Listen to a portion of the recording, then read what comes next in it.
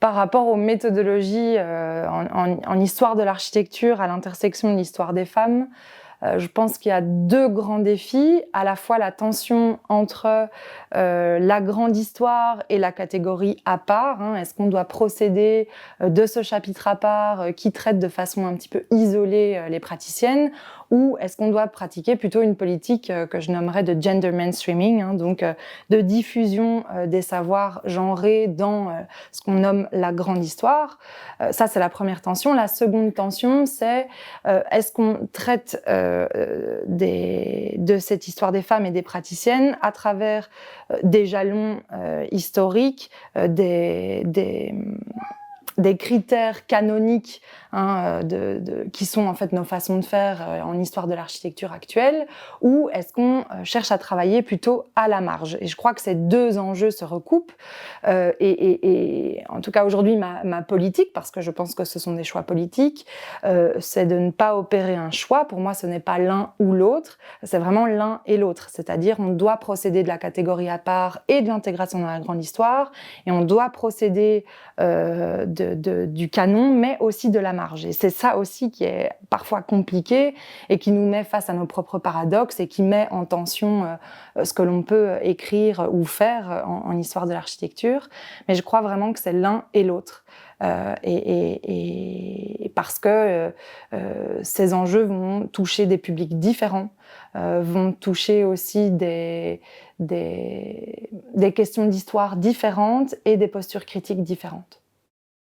Méthodologiquement, si on veut intégrer les praticiennes femmes dans la grande histoire ou dans cette forme de réécriture de l'histoire, en tout cas d'une histoire alternative, je pense qu'aujourd'hui les méthodologies peuvent se recouper, peuvent être identiques à certains lieux de la recherche, mais peuvent aussi être différentes. Je pense là à un exemple assez concret du nouveau canon féministe qu'est le canon de la pionnière. Aujourd'hui, on va voir que dans les titres d'exposition, dans les titres d'ouvrages, dans la façon dont on va aussi marketer, vendre ça au grand public, aux institutions, l'enjeu de la pionnière, l'enjeu d'être de nouveau la première, la plus grande, exceptionnelle, va vendre, parce qu'il y a quand même des logiques capitalistes aussi derrière ça, va vendre, mais va aussi attirer. On est dans les strass et les paillettes. Pour moi, les strass et les paillettes sont une stratégie valable. De l'autre côté, arrive là la question critique en histoire de l'architecture, qui est que, pour moi, le statut de pionnière est un statut qui existe ex nihilo, qui n'a pas de sens, justement au regard des archives et de la généalogie qui existe entre praticiennes au-delà du XXe siècle, bien avant celui-ci. Et donc, à ce moment-là, on va dire déconstruire la figure de la pionnière, reconstruire les réseaux, est aussi, en tout cas, est une stratégie qui met à mal cette figure et qui nous permet d'écrire une histoire alternative. Mais l'une et l'autre peuvent s'accorder. On peut titrer un ouvrage La pionnière et puis en fait raconter les réseaux, raconter les solidarités et raconter la multiplication de solidarités qui existent de tout temps entre les personnages étudiés. Cette idée de la dépionniérisation ne fait pas du tout consensus. Et c'est aussi étrange parce que ce concept de dépionniérisation vient mettre à mal un nouveau canon que mes prédécesseuses, parce que c'est surtout des prédécesseuses historiennes en architecture, ont mis des décennies à construire cette légitimité, et ces appellations permettent de réinscrire, d'exhumer des figures de l'architecture dans la grande histoire. Et donc en ça, l'idée n'est pas de dire toutes ces méthodologies sont à mettre à la poubelle ou il s'agit d'une mauvaise façon de faire. Je pense juste que c'est des façons, aujourd'hui, des nouveaux réflexes. Et quand des méthodologies deviennent des réflexes, il faut les interroger. Souvent, avec la pionnière, on va voir tout ce champ sémantique des femmes révolutionnaires, et de nouveau, ça vient confirmer cette idée de l'exceptionnalité. Cette idée aussi d'une forme de romantisation de l'engagement, communiste, féministe, hein, il va se décliner sous des aspects différents, mais on va invisibiliser les praticiennes plutôt de la quotidienneté, les praticiennes peut-être pas engagées ou pas loud sur leurs engagements. Donc de nouveau, ça ne va mettre en lumière qu'un certain type de profil. Voilà. Pour contrer vraiment cette institutionnalisation de l'oubli des femmes et des minorités dans l'histoire de l'architecture, pour moi, il y a 2 leviers qui sont vraiment essentiels, voire 3. Évidemment, la recherche fondamentale, continuer à la financer, continuer à transmettre les résultats de ces recherches par des expositions, des publications, etc. Mais je pense, au-delà de ça, à 2 autres outils. La question des politiques archivistiques, hein, que les institutions aujourd'hui se munissent de réelles politiques d'archivage ambitieuses en termes de genre et de minorité. Hein, parce que souvent aussi les bonnes pratiques au regard du genre et des archives peuvent s'appliquer à d'autres minorités. On pense là aux communautés LGBTQIA+, mais aussi aux créateurs et créatrices racisés, par exemple. Je pense que vraiment les institutions gagneraient à s'inspirer de centres d'archives qui travaillent déjà sur ces publics spécifiques.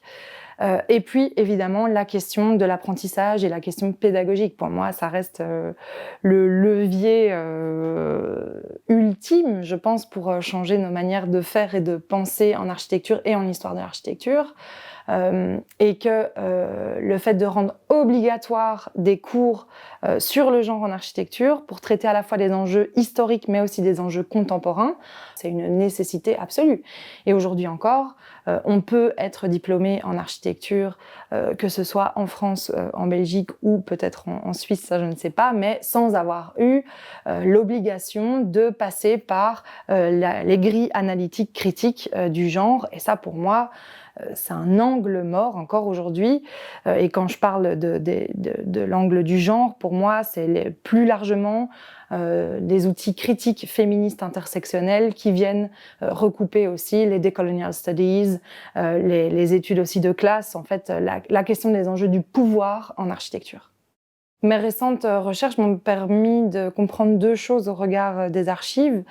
La première, c'est par rapport aux questions d'archives en histoire de l'architecture, où je me suis rendu compte que la nécessité de traiter des histoires des protagonistes avec un continuum entre le privé et le public n'était pas du tout un acquis.